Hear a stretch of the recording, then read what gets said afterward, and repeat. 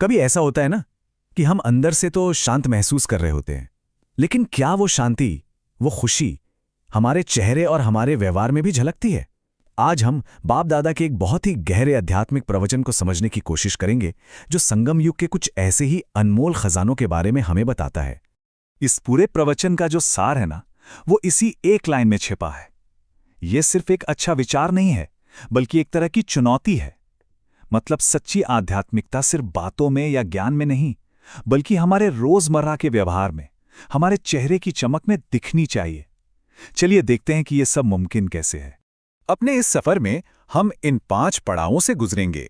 शुरुआत करेंगे खजानों के तोहफे से, फिर समझेंगे कि समय की असली कीमत क्या है, और फिर देखेंगे कि कैसे हम सिर्फ जानने वाले से असल में वो स्वरूप बन सकते हैं। तो चलिए इस आध्यात्मिक सफर के सबसे पहले और सबसे जरूरी पड़ाव में थोड़ा गहराई से उतरते हैं। ये आध्यात्मिक खजाने आखिर हैं क्या, और हमारी जिंदगी में इनकी क्या अहमियत है? अच्छा, इससे पहले कि हम खजानों की बात करें, ये समझना जरूरी है कि ये मिल कहां से रहे हैं। इस परंपरा में बाप दादा शब्द का इस्तेमाल ज्ञान और प्रेम के उस दिव्य स्रोत के लिए किया जाता है, जिन्हें इन सभी अनमोल खजानों का दाता माना जाता है। तो ये हैं वो 5 मूल खजाने। सबसे पहला है ज्ञान, जो हमें सही और गलत की समझ देकर हर बंधन से आजाद करता है। दूसरा है योग, यानी याद, जो हमें उस डिवाइन पावर से कनेक्ट करके हिम्मत देती है। फिर आते हैं दिव्य गुण, जैसे शांति और पवित्रता, जो हमारे कैरेक्टर को निखारते हैं। चौथा है प्रेम, जो हमें स्वार्थ से ऊपर उठाकर सबसे प्यार करना सिखाता है। और पांचवा है खुशी, वो खुशी जो बाहरी चीजों पर नहीं, बल्कि अंदर की शांति पर टिकी होती है। ठीक है, तो हमने इन 5 खजानों को समझ लिया। अब सवाल ये उठता है कि इन सब में सबसे कीमती क्या है? प्रवचन के हिसाब से एक खजाना बाकी सबसे ऊपर है, और वो है समय का खजाना। इस बात को समझने के लिए संगम युग को समझना होगा। इसे एक ऐसा खास और पावरफुल आध्यात्मिक दौर माना जाता है जो बहुत छोटा है। इस दौरान हमारे छोटे से छोटे अच्छे काम या आध्यात्मिक कोशिश का फल कई गुना होकर मिलता है। ये एक गोल्डन अपॉर्चुनिटी की तरह है। यहाँ एक बहुत ही कमाल की तुलना की गई है, जो इस युग की कीमत बताती है। जरा सोचिए, इस संगम युग का सिर्फ 1 सेकंड आम समय के कई सालों के बराबर है। ये हमें याद दिलाता है कि इस वक्त का एक पल भी गंवाना कितनी बड़ी भूल हो सकती है।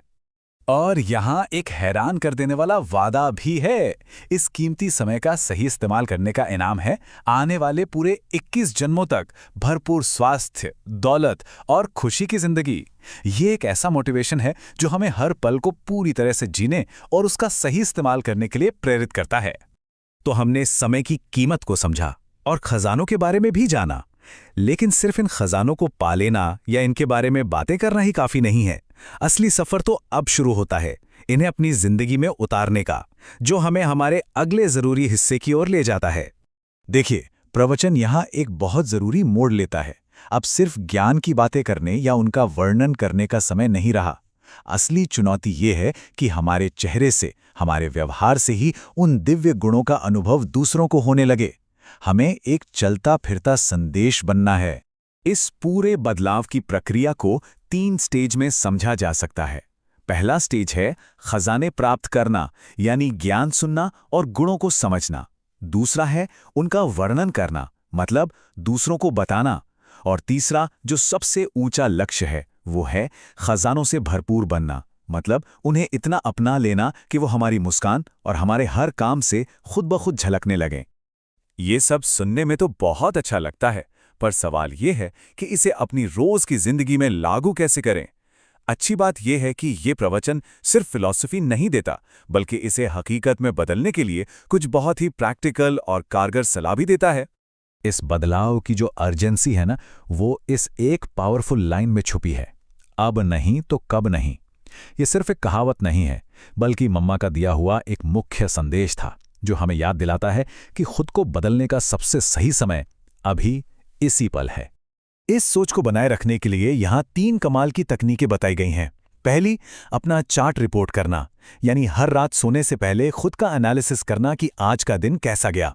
दूसरी, गिफ्ट और लिफ्ट की सोच, यानी मुश्किलों को समस्या नहीं बल्कि खुद को बेहतर बनाने का एक गिफ्ट समझना जो हमें ऊपर लिफ्ट करता है। और तीसरी, गेस्ट हाउस की मानसिकता, यानी इस दुनिया में एक मेहमान की तरह रहना ताकि किसी भी चीज से बहुत ज्यादा लगाव ना हो।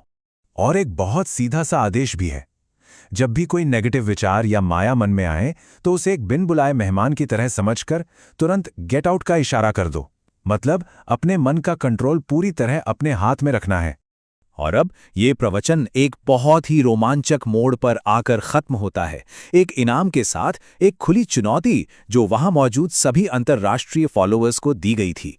यह एक ग्लोबल कॉल टू एक्शन है। यहां एक कंपटीशन रखा गया है।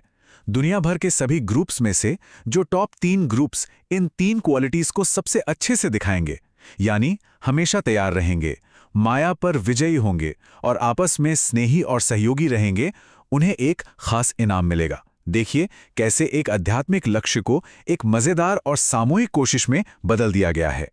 तो खजानों को पाने से लेकर समय की कीमत समझने और उन्हें जिंदगी में उतारने तक का ये सफर हमें एक बहुत ही गहरे सवाल पर लाकर छोड़ देता है कि किसी के चेहरे का ही एक संदेश बन जाने का आखिर मतलब क्या है। ये सवाल सिर्फ सुनने के लिए नहीं है, बल्कि हम सभी के लिए सोचने और अपनी जिंदगी में उस बदलाव को लाने के लिए एक प्रेरणा है।